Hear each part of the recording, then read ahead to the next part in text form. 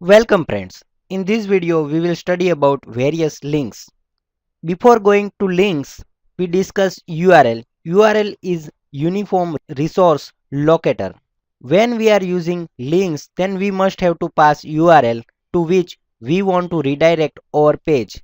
For example, there are various types of URL like FTP URL, HTTP URL or email URL. In this example, we will use HTTP URL or file URL. So let's see what tag is used in HTML to redirect one page to another page. In HTML, anchor tag is used to redirect one page to another page. So anchor tag is defined by a. In anchor tag, we have to pass one attribute called href, means h reference.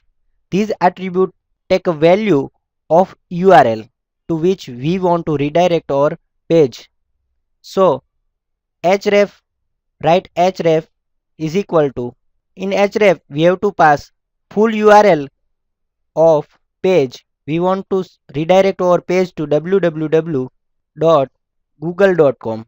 Now close this tag and write here text on which when user clicks, this page is redirected. I want to write click here and go to Google. Now close this anchor tag. So what will happen in the output? So let's run and see what will be the effect. Before running, first let's save this. We are saving. Now let's open. We can see one link is created and it is underline link. Underline specify this is the link, otherwise it is a text. Now let's click on this link. We can see page is redirected to the google.co.in and this is the home page of Google. So this is about how to redirect one page to another page which is located on the web. We can also redirect page which is in our machine or in our directory. So let's see how to redirect our page which is located in our directory. So go to our file. We are creating one more anchor tag and href. We are keeping blank href currently and write text. Complete the anchor tag. Now in href we have to pass absolute or relative path.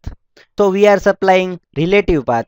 I want to redirect my page to page which is created in previous video, which is the im.html and stored in 6-images folder.